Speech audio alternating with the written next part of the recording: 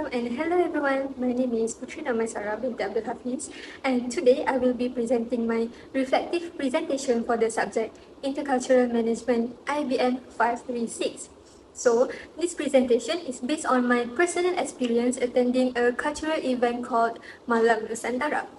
So, through this experience, I will explain how cultural values can be observed in a real situations and how they relate to intercultural management theories.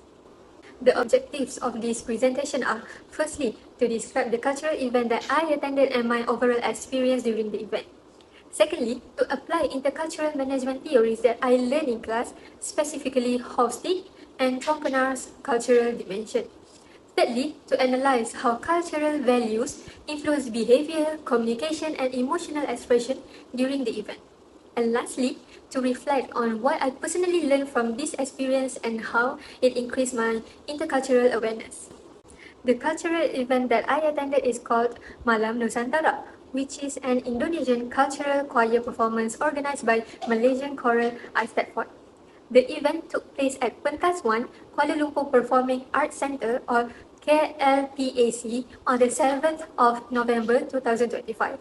This event showcased Indonesia's rich cultural heritage through a variety of choir performance combining traditional and contemporary musical elements. I attended this event with my friends and it was also my first time visiting KLPAC, which made the experience even more memorable for me. So before the event started, we explored the venue, took pictures and enjoyed the atmosphere. Once the performance began, I noticed that each choir group presented a different cultural style, which is reflecting the diversity of Indonesian culture. And as an audience member, I felt very emotionally engaged, especially when family songs were performed and the overall atmosphere of the event was lively and energetic.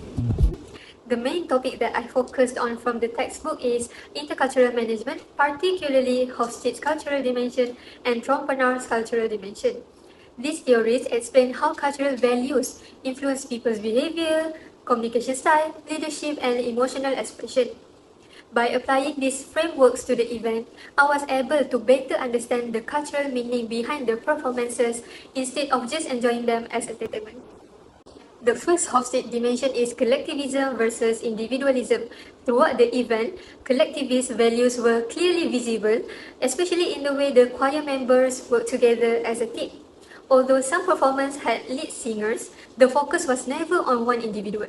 Instead, the emotional impact came from the harmony and cooperation of the entire group. For example, during the performance of Laskar Pelangi, I noticed how the choir members supported each other, which created a strong sense of unity. This reflects a collectivist culture where group success and togetherness are prioritized over individual achievement.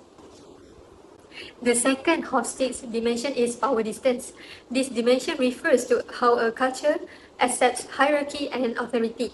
During Malam Nusantara, power distance was shown through the clear leadership role of the conductor. All choir members follows the conductor's instruction respectfully without questioning, which allowed the performance to run smoothly. The audience also show respect by following the event structure, such as clapping at appropriate times. This show acceptance of authority and roles, which is common in culture with higher power distance. The third Hofstede dimension is uncertainty avoidance. This refers to how comfortable people are with uncertainty or unstructured situations. The event was well organized, starting from ticket scanning to seating arrangements and performance scheduling. Because everything was clearly planned, I felt relaxed and comfortable throughout the event. Even when there were minor unplanned moments, the clear cues and structure helped reduce confusion. This reflects a preference for structured and predictable environments, which is a characteristic of higher uncertainty avoidance culture.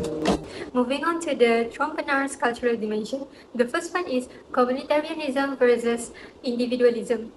Communitarian values were strongly reflected in the event, as the performances emphasized shared cultural identity rather than individual recognition.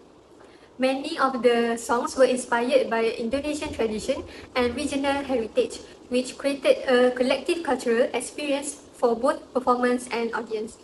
Watching this performance made me feel connected not only to my friends, but also to the culture itself, as everyone was sharing the same experience together. The next dimension is neutral versus effective culture. Malam Nusantara clearly represented an effective culture where emotions are openly expressed. During the performances, the audience did not hide their emotions. People sang along, clapped, cheered, and even danced when familiar songs were performed. Personally, I also felt emotional during some performance, especially Laskar Pelangi, which almost made me tear up. This open expression of emotions made the event feel more lively, engaging, and meaningful.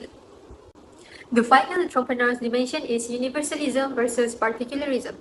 Particularism was evident in the way the audience reacted more strongly to familiar songs compared to unfamiliar ones. Songs that people recognize received louder applause and more emotional reactions.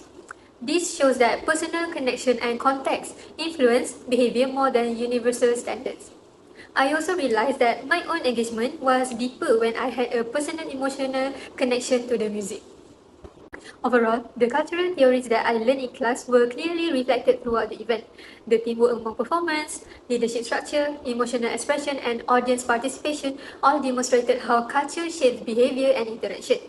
This experience helped me understand that Hofstede and Trompenaars dimension are not just theoretical concepts, but it can be practical tools that can be used to interpret real cultural situations. In conclusion, there are several key takeaways from attending Malam Nusantara. Firstly, culture strongly influence how people behave, communicate, and express emotions. Secondly, intercultural management theories can be effectively applied to a real-life situation. Lastly, attending cultural events like this can increase intercultural awareness and appreciation, which is important in both personal and professional contexts. Now, let's move on to a short Q&A session to review the key points from my presentation. Each question will be displayed and you may take about 10 seconds to think about the answer before it will reveal the correct one. So, good luck!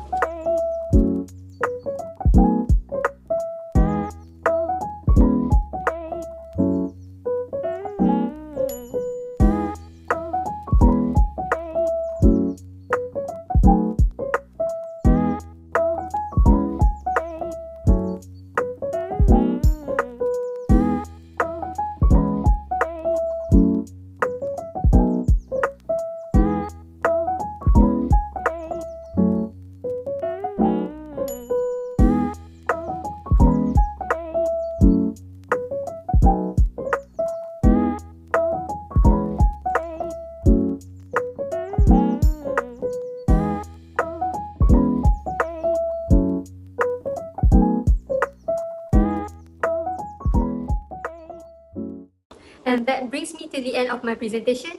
Thank you very much for listening, and I hope this presentation has given you a better understanding of how cultural theories can be applied in a real life experience. Thank you. Bye.